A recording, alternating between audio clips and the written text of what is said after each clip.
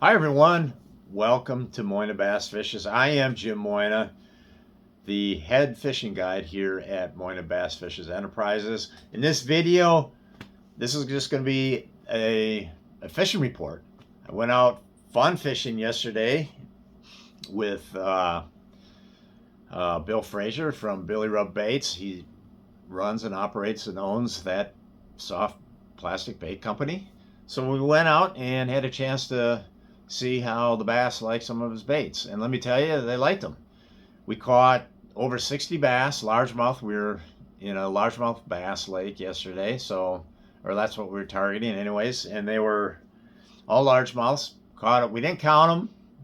Okay. Fishermen are known to exaggerate, but seriously, it had to be 60. Um, just had to be.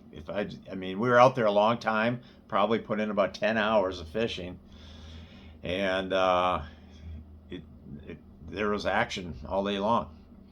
So, and I'm sure he caught close to 30, and I'm sure I caught close to 30, which makes 60, obviously. So, the biggest ones were we had a couple in that 4 pound range. Most of the fish were like in the 1.5 to 2 pound range, I would say. So, anyways, what did we see? What did we observe? So, the water clarity in this lake was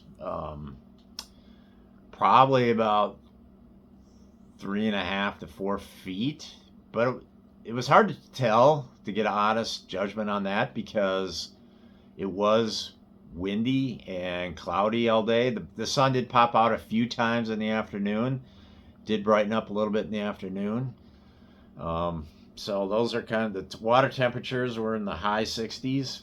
So that's what we were facing. We did see some fish, some bluegills, some bedding bluegills. So that was still going on. But it was too windy and cloudy to really tell if bass were actually on spawning beds. That I really couldn't tell. Didn't know. Couldn't tell. Or if they're garden fry. I suspect probably some of the shallow fish we caught were garden fry. And we did catch fish shallow. We caught fish on the inner weed areas and we caught fish on the deeper weed areas. So there was a mixture. With that being said, the biggest fish seemed to come shallower for whatever reason. Um, that's what we saw. We caught probably more fish out of the deeper weeds, but the bigger fish, and we did catch some small fish shallow, but the very biggest fish seemed to come out of that from the shallow bite. And you'd also have lily pads mixed into these shallow areas, as well as the predominant weed in this lake was milfoil. So you'd have like an inside milfoil edge, but there's also this grassy weed as well, and then some of that lily pad up shallow. So, and then you also had some the curly leaf pondweed mixed in here and there sporadically as well, but it was predominantly a milfoil lake. So, so how did we go about it catching these fish? Well, it was either we were either using a stick worm. So Billy Rub Baits. They got a stick worm called the skip and stick. So we're using that rigged on the Nico rig. And then also we're using jigs, 1/2 ounce jigs, tipped with a couple different craws that he makes. So half the time I was using a jig, half the time I was using the stick. And I like to use something he calls the flutter craw. I like using that as my jig trailer. Bill likes to use something called the rumble bug that he's been pouring the last year or so. And both jigs, whether it was the rumble or the flutter, caught a lot of fish. In the stick and the skip and stick, that caught a lot of fish. Bill also mixed in a drop shot every so often, putting what he calls the hot shot on there.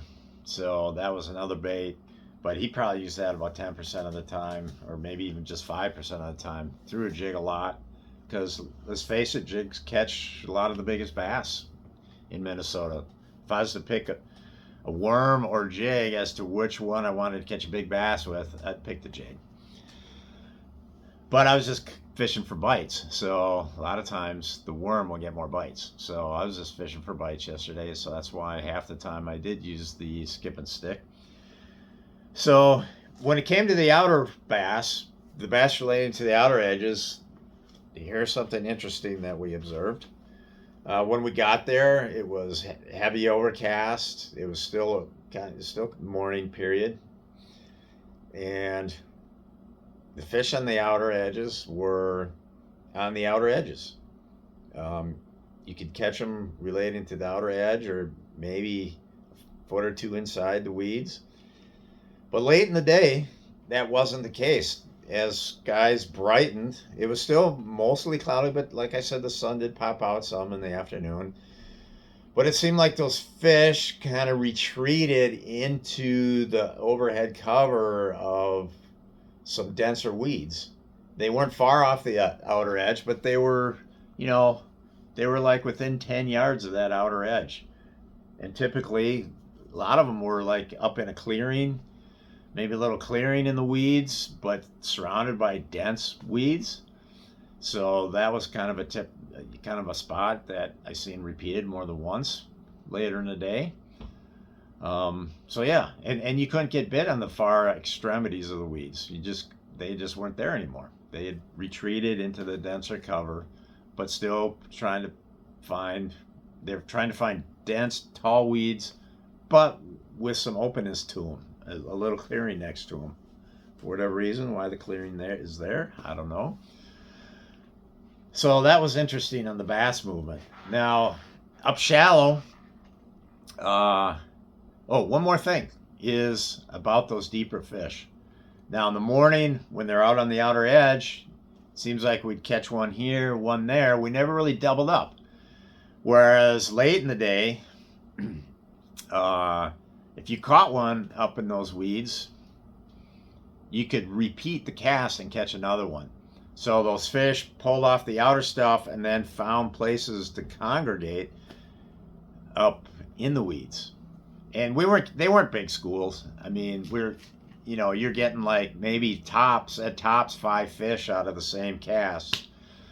But and sometimes it's just 2, maybe 3, maybe 4 fish out of an identical cast. So they weren't like giant schools, but they were little groupings of fish that we did not observe earlier in the day.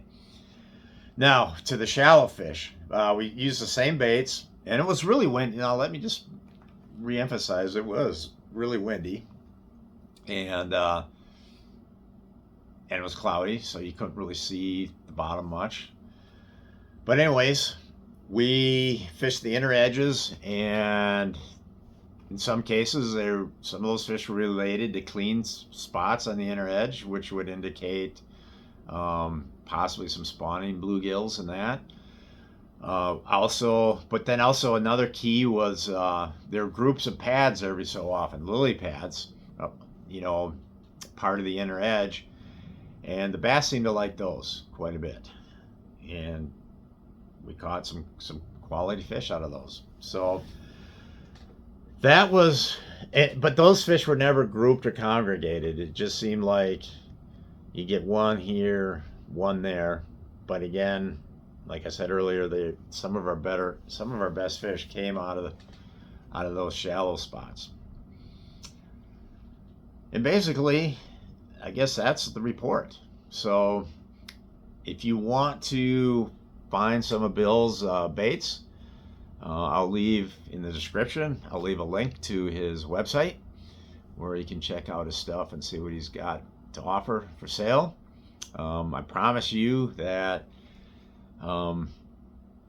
it's not stuff you're gonna find all over the place. You're not gonna find it on tacklewarehouse.com. You're not gonna find it at the big retailers.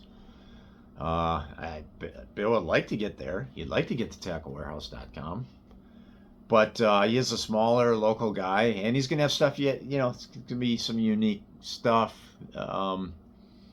So if you want to show fish something a little different, he's got it. Anyways, and then the other thing I'd like to mention is I am doing some guiding. So if you want to hire a fishing guide, I'm available in the Twin Cities areas. I'm also available in north central Minnesota, around Brainerd, Walker, Grand Rapids, and everything in between.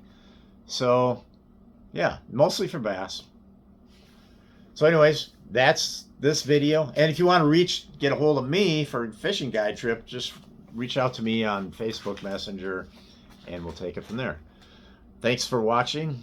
Over and out.